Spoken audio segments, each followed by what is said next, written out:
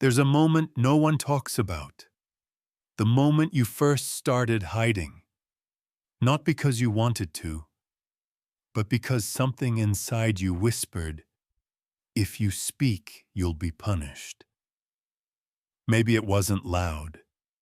Maybe it wasn't violent. Maybe it was just a look. The kind of look that makes a child swallow their words. Or a phrase that shuts down your soul like a slammed door. Stop crying. Don't be dramatic. You're too sensitive. And so you stopped. You stopped asking, stopped expressing, stopped needing. And in that silence, a seed of self-hatred was planted. Because the child doesn't think they're being unfair. The child thinks something must be wrong with me. That's the moment, the fracture, the emotional quiet that never healed. And you carried it like a ghost wrapped in politeness, a quiet ache behind the smile. As you grew, you learned to perform, to adapt, to be agreeable, useful, low maintenance, because the one thing you feared most was being a burden. So you became everything but the peacemaker, the silent one, the one who doesn't ask for much. But in your effort to avoid rejection, you rejected yourself. Now you wonder why you feel numb, why your relationships feel empty, why compliments feel like lies, why you can't even look in the mirror without flinching. You've buried your needs for so long that they began to rot inside you. And that rot doesn't look like rage, it looks like shame. It looks like self-hatred. It sounds like I'm not enough. I ruin everything. They're better off without me. You don't know where it started, but it's there. A silent programming rooted in a childhood where your emotions weren't safe to exist. And now as an adult, you find yourself sabotaging love, shrinking in rooms, overthinking every word. Because somewhere inside, that scared child still asks, is it safe to be me? Here's the truth. Your silence wasn't natural. It was trained. And the longer you stay loyal to that silence, the further you drift from who you truly are. But this pain, this ache, it's not the end. It's the beginning. Because what you buried can still be reclaimed. In the next part, we expose the lies you were taught to believe and the programming that turned your kindness into guilt. They didn't have to say it outright. You were taught through tone, through absence, through tension, that your needs were a problem, that your emotions were too much, that love was conditional. And slowly, silently, you were programmed, not with code, but with rules no one explained out loud. Be easy to love. Don't take up space. Stay useful or stay invisible. This is what we call likability conditioning. It trains you to prioritize being liked over being real. As a child, you learned quickly, approval came when you were quiet. Attention came when you achieved. Love came when you made others comfortable. So you adapted. You learned to smile when you were hurting, to say it's okay when it wasn't, to become the version of yourself that people could tolerate. But here's the twist. The more you performed likability, the more disconnected you became from yourself. And that self, the raw, emotional, imperfect core, started to feel like a threat, something shameful, something to hide. Psychology calls this the warmth versus competence trade-off. You were rewarded for being warm, but seen as less competent, less respected, less real. They liked you more, but valued you less, And every time you made yourself more available, you became more invisible. This is the trap of availability bias. What's always there becomes background noise. So you were taught in 100 subtle ways to minimize yourself, to overgive, to smile on cue, and worst of all, to doubt your own pain. They gaslit you without knowing it, told you that you were too sensitive, that other people have it worse, that you should be grateful. And so when something did hurt, you questioned whether it even mattered. You swallowed your voice before anyone else had the chance to. You became your own silencer, your own judge, your own jailer. And in doing so, you trained the world to treat you as ordinary, as predictable, as safe, as someone who will always stay quiet. But here's the thing. You were not born ordinary. You were just programmed to believe you should be. Next, we uncover how emotions, especially your silence, became part of an unseen emotional economy that determines your power in every relationship. No one told you this growing up, but every relationship you've ever had, every friendship, romance, family bond operates like a silent economy, and the currency is emotion. In this economy, the one who feels more, gives more, needs more, is often at a disadvantage, because emotions, though beautiful, are also measurable. The person who cares less holds more power. It sounds cold. It feels unfair. But you've seen it. You've lived it. You reach out first. You apologize first. You overthink more, wait longer, hurt deeper, and somehow they pull further away. Why? Because need, even emotional need, changes the balance. You were raised to believe that emotions are connection, that sharing your heart builds bridges. But no one told you that offering your heart too freely can make others walk all over it. Nietzsche understood this. He said, "He who needs less holds the power." And Schopenhauer echoed, "To need nothing is divine." So here's the truth that stings: the more emotionally available you are, without discernment, without boundary, the less people value your presence. Because in human psychology, what is abundant feels less urgent, less sacred.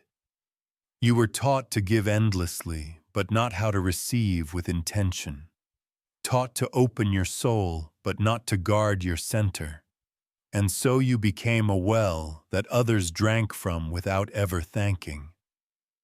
They came to expect your care, your patience, your silence. But what happens when you stop pouring, when you start conserving? When you realize your energy isn't infinite, that's when you shift. Not into cruelty, but into clarity. You stop bleeding into every space that doesn't know what to do with your warmth. You stop overcompensating for people who undervalue you. Because your emotions are sacred. They are not free samples. They are not background music. They are your power. Next, we explore what happens when you keep giving that power away, how the nice guy within you begins to collapse. He was never really nice. He was scared. Scared of being abandoned. Scared of disappointing others. Scared of being seen as selfish. So he built a persona. Smiling. Helpful. Agreeable. Always showing up. Always saying yes. Always available, even when it hurt. This is the nice guy complex. Not genuine kindness, but a strategy. A survival tactic born from childhood silence. Because when your voice was punished or ignored, you learned to survive by becoming useful, pleasant, easy to love. But here's the trap: he who lives to please always dies unnoticed. The nice guy never says what he really feels. He minimizes his needs. He avoids conflict. He's terrified of being too much, and over time he becomes resentful, not just at others, but at himself, because deep down he knows he's being fake. He gives to get. He's nice to be safe. And when people don't reciprocate, he collapses internally. He blames himself, tells himself he's not good enough, that he has to try harder, be nicer, give more. But the more he gives, the more invisible he becomes, because people don't respect a man who has no edge, no boundary, no spine. Carl Jung wrote, "You must integrate the shadow or the shadow will own you." And the nice guy lives entirely in the light, avoiding anger, avoiding desire, avoiding truth. But being good isn't the same as being whole. And eventually, the mask cracks. He burns out, emotionally drained, surrounded by people who love the version of him that doesn't exist, and the pain becomes unbearable, because he realizes he's never actually been loved, only tolerated for what he could provide, for how little space he took up. This is the collapse, when the smile fades, when the soul aches, when the old strategies stop working. And in that rubble, he faces a choice to keep performing or to finally become real. And if he chooses the latter, he begins the transformation into someone powerful, quiet, immovable, the stoic man. When the nice guy finally collapses, there's a silence that follows. Not just external, but internal. A silence that feels unfamiliar yet honest. He no longer has the energy to perform, to people please, to chase. He stops reaching out first, stops apologizing for existing, stops laughing at jokes that cut too deep. And in that stillness, he meets himself, the self he abandoned back when he first swallowed his truth. At first, he feels empty, detached, almost cruel, because for so long his identity was built around being liked. Now, without that script, who is he? That's when the stoic shift begins. He doesn't become cold. He becomes centered, present, solid. He stops leaking emotion in all directions and begins to contain it. He learns to sit with discomfort instead of fixing it, to feel rejection without rushing to earn love back, to be misunderstood without needing to explain himself. His silence is no longer fear. It's power. He speaks less, but when he does, people listen. Not because he's louder, but because he's anchored. This man is no longer obsessed with being agreeable. He's obsessed with being authentic, with being whole. He doesn't run from his anger. He integrates it. Like Jung said, a man who hasn't faced his shadow is a boy in a man's body. So he does the hard work. He faces the resentment, the childhood wounds, the self-betrayal. And what emerges isn't just a man, but a force. He no longer negotiates his truth, no longer splains his boundaries, no longer apologizes for his intensity. Because he understands now not everyone is meant to access him. His attention is selective. His presence is sacred. His time is earned, not assumed. And people notice. They sense the shift. Some are repelled by it, those who once fed off his softness. But others are drawn in. Not because he gives them comfort, but because he radiates truth.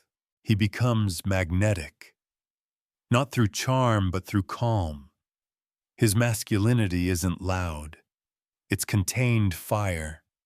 And when people push, he doesn't explode. He simply doesn't move. He holds. Like a mountain, unshaken by storms. This is what Krishnamurti meant when he said, "It is no measure of health to be well adjusted to a profoundly sick society." The Stoic man is no longer adjusting. He's defining. He's living from center, not for applause, not for approval, but because anything else feels like a betrayal to his soul. In the next part, we explore how this clarity evolves into emotional detachment, not as avoidance, but as discipline. People often misunderstand him now. They say he's cold, that he's lost his heart, that he's not the same. And they're right. He's not the same. Because the man who once bent over backward for love now stands tall in silence.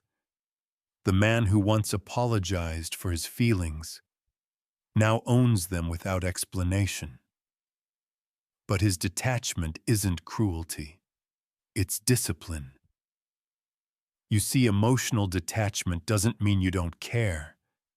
It means you don't collapse every time someone disapproves of you. It means your peace is no longer held hostage by the moods of others. This is emotional discipline. The ability to stay centered even when your world is shaking. The ability to feel deeply without losing yourself. He's not suppressing emotions, he's holding them, like a calm river beneath a mountain. He doesn't retaliate. He doesn't chase. He doesn't prove. Because he's no longer operating from insecurity. He's operating from clarity. He knows now not every emotion deserves a reaction. Not every conflict requires engagement. Not every invitation into chaos must be accepted. This detachment isn't indifference. It's self-respect. He still loves, still feels, still cares, but he does so intentionally. His energy is no longer up for grabs, his validation no longer outsourced. He has become emotionally sovereign, not because he stopped feeling, but because he started choosing how to feel and where to place those feelings. As a result, people don't know how to access him anymore. They're used to the version of him who was always available, always soft, always open. But that version is gone. And in its place stands a man whose calm is unsettling, whose silence says more than his old kindness ever did. He's no longer cold, he's clear, and that clarity is what changes everything. In the next part, we'll examine how the world reacts when a man no longer gives himself away. When his absence becomes more powerful than his presence ever was. At first they'll say you're different, that you've changed, that something's off, because you're no longer who you used to be. The always there, always giving, always smiling version of you is gone, and people feel it. Not because you made a dramatic exit, but because you stopped offering yourself so freely. You stopped over-explaining, stopped checking in first, stopped breaking your own boundaries to keep others comfortable. And that shift, it unsettles them. Because you were predictable. They could count on your softness, your silence, your forgiveness. Now they're left with distance, with stillness, with a version of you that doesn't beg for closeness. And suddenly, your absence starts echoing louder than your presence ever did. They feel the weight of your silence, the boundary, the emotional door that no longer swings open at their convenience. This is the consequence of coldness, not destruction, but detachment. You've become unavailable, not physically, but energetically, and it forces people to confront what they took for granted. You're no longer the emotional faucet they can turn on and off. You're a reservoir now, hidden, guarded, intentional. Some will resent this, not because they loved you, but because they used you. They miss the access, the emotional open bar. Not you, but others, the real ones, will lean in, not to take, but to respect. Because now your love requires presence. Your time requires purpose. Your attention must be earned. You've flipped the dynamic. From being someone who gives endlessly to someone whose energy has value, scarcity, weight. And this scares people, not because you're doing harm, but because you're finally refusing to be harmed. You no longer tolerate relationships built on one-sided effort. No longer engage with those who only show up when they need something. Now you're calm, unmoved, measured, not out of bitterness, but out of understanding. You finally see what your childhood silence hid from you, that your emotions were never the problem. Your lack of boundaries was. And now that those boundaries are strong, so is your peace. In the final part, we step into the deepest truth. Coldness is not the end. It's the door to clarity, and clarity is the beginning of freedom. This isn't about becoming heartless. It's about becoming whole. Because when you stop performing, when you stop overgiving, when you stop apologizing for your depth, you discover something you were never taught to value: your clarity. The world taught you to be warm, to be agreeable, to be safe. But no one taught you the cost of that safety, the weight of silencing yourself just to be accepted, just to be loved. And now finally, you've stepped beyond that old equation. You've learned that coldness isn't cruelty, it's clarity. Clarity to see who you are without shame. Clarity to say no without guilt. Clarity to be alone without feeling unworthy. This clarity becomes your compass. It keeps you from shrinking. It keeps you from begging. It keeps you from returning to rooms where your soul was never safe. And that clarity leads to something even more rare: freedom. The kind of freedom that doesn't rely on anyone else's opinion, that doesn't bend under pressure, that doesn't trade truth for belonging. You no longer need to be liked. You no longer need to explain. You no longer need to prove your softness to be worthy of love. Because now you've reclaimed the most sacred thing: your inner authority. And with that, you become dangerous, not because you intend to harm, but because you can't be manipulated. You become untouchable in the best way. Centered, silent, still. Nietzsche once said, "The man who stands alone is always feared." And maybe now, you finally understand why. Because when a man no longer runs from himself, when he's no longer afraid of his pain, of his power, of his truth, he becomes the one thing society cannot control, a man who sees clearly, a man who chooses himself, a man who is free. This is not the end of your story. It's the end of your silence, and the beginning of your return to who you were before they told you you had to hide.